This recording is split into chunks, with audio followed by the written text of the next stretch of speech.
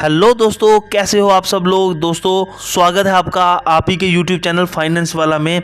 तो दोस्तों आज मैं एक बहुत ही सीरियस टॉपिक पे बात करने वाला हूँ, टर्म इंश्योरेंस पे। तो दोस्तों इसको मैं डिटेल में एग्जाम्पल के साथ आपको बताऊंगा कि टर्म इंश्योरेंस के बेनिफिट्स क्या हैं या फिर नुकसान क्या हैं। लास्ट में आप खुद ही डिसाइड कीजिएगा कि आपको लेना चाहिए या फिर नहीं लेना चाहिए। ठीक है दोस्तों, तो चैनल पे पहली बार आए तो चैनल को सब्सक्राइब कर लीजिए। मान लीजिए दोस्तों 3 लोग हैं, मिस्टर सूरज, मिस्टर दीपक और मिस्टर अमन। पहले ये पढ़ाई करते हैं अच्छी खासी, उसके बाद इनकी एक अच्छी कंपनी में जॉब लग जाती है। ठीक है, उसके बाद तीनों की हो जाती है शादी और तीनों के हो जाते हैं 2-2 बच्चे। ठीक है, अब ज़िंदगी दोस्तों आगे बढ़ती है। अब इनको घर चाहिए, परिवार के लिए गाड़ी चाहिए, तो ये दोनों चीज़ें ये होम लोन और कार लोन पे ले लेते हैं। इतनी देर में दोस्तों इनकी एज जो है वो 35 साल हो जाती है। अब इनको अपने और अपने परिवार के फ्यूचर की भी चिंता होती है। अब ये सोचते हैं कि हम हर महीने 10,000 रुपये बचाना शुरू करेंगे, इन्वेस्ट करना शुरू करेंगे। तो तीनों को दोस्तों डिटेल में देखिए। तीनों के एक एक बीवी 2-2 बच्चे हैं। ठीक है, तीनों ने सेम 42 लाख का लोन लिया हुआ है, होम लोन। कार लोन भी तीनों का 8 लाख का है, मान लीजिए एग्जाम्पल के तौर पे।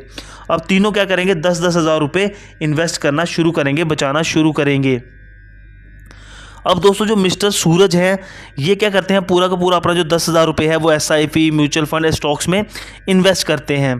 लेकिन जो मिस्टर दीपक हैं ये क्या करते हैं, 9,500 ही इन्वेस्ट करते हैं और ये 50 लाख का टर्म इंश्योरेंस ले लेते हैं, जिसका इनको हर महीने 500 रुपये देना होता है।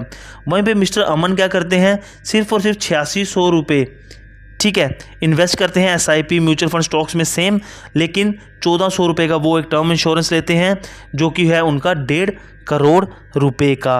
अब दोस्तों अगर 10% तीनों के केस में रेट ऑफ रिटर्न रहे तो दोस्तों 5 साल, 10 साल, 15 साल, 20 साल और 25 साल में तीनों के इतने इतने पैसे बन जाएंगे।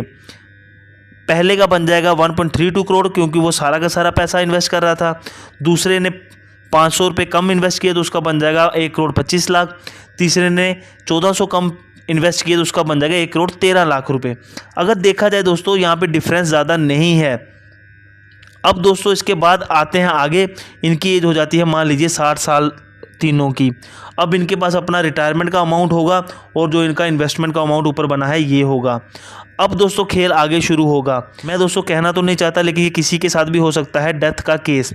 ठीक है, अब मान लीजिए जो हमारे पहले इंडिविजुअल हैं जिन्होंने सारा का सारा पैसा इन्वेस्ट ही किया था, मान लीजिए उनकी एज हुई जब 45 साल तो उनकी डेथ हो जाती है, तो उनके पैसे की जो वैल्यू बनी होगी वो दोस्तों बनी होगी 20,50,000 रुपये।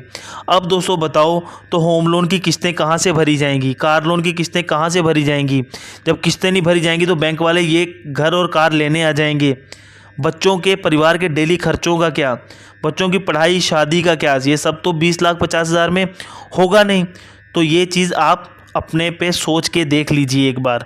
और अगर मिस्टर बी की बात करें, जो हमारे दूसरे इंडिविजुअल हैं, उनकी वैल्यू बन गई होगी 19.5 लाख। अगर उनकी डेथ 45 साल पे हो जाती है, लेकिन उनको 50 लाख का टर्म इंश्योरेंस का अमाउंट भी मिल जाएगा। इसमें उनकी होम लोन और कार लोन की किस्तें तो निकल सकती हैं, लेकिन बच्चों की एजुकेशन, बच्चों की शादी, बच्चों का लाइफस्टाइल उस हिसाब से मैनेज नहीं हो पाएगा। वहीं पे आते हैं हमारे तीसरे इंडिविजुअल, जिनका फंड वैल्यू जो होगी 45 साल पे अगर उनकी डेथ हो जाएगी तो वो होगी 17,68,000 रुपये, लेकिन उनको 1.5 करोड़ का जो टर्म इंश्योरेंस का अमाउंट है वो उनके नॉमिनी को दिया जाएगा। अब दोस्तों इस 1.5 करोड़ में से वो आराम से अपने घर की किस्तें पे करके, गाड़ी की किस्तें पे करके, और बचा हुआ काफ़ी एक मोटा अमाउंट तब भी बच जाएगा, उसको इन्वेस्ट कर सकते हैं बच्चों की एजुकेशन के लिए, शादी के लिए और लाइफस्टाइल के लिए। अब दोस्तों हमारे यहाँ होता क्या है कि हम अपने एसेट्स पे ध्यान देते हैं, लेकिन लायबिलिटीज़ पे कभी ध्यान नहीं देते कि डेली के खर्चे, बच्चों की शादी, लोन्स, ये सारी चीज़ें फ्यूचर में हमें मैनेज करके चलना चाहिए। टर्म इंश्योरेंस में दोस्तों प्रीमियम काफ़ी कम होता है और उसमें लाइफ कवर ज़्यादा मिलता है, लेकिन लोग टर्म इंश्योरेंस इसीलिए नहीं लेते कि उसका पैसा वापस नहीं मिलता। लेकिन कोई ये नहीं सोचता कि अगर हम एक तरीके से सोचें तो काफ़ी बेनिफिशियल साबित हो सकता है टर्म इंश्योरेंस। बाकी दोस्तों मैं आप पे छोड़ता हूँ कि आप क्या सोचते हैं। अगर आप लेना चाहें तो ज़रूर से लीजिए, नहीं लेना चाहें तो आपकी मर्जी। बाकी दोस्तों वीडियो अच्छी लगे तो ज़्यादा से ज़्यादा वीडियो को शेयर कीजिएगा, चैनल को सब्सक्राइब कीजिएगा। मिलते हैं दोस्तों नई वीडियो में, तब तक के लिए बाय बाय, टेक केयर।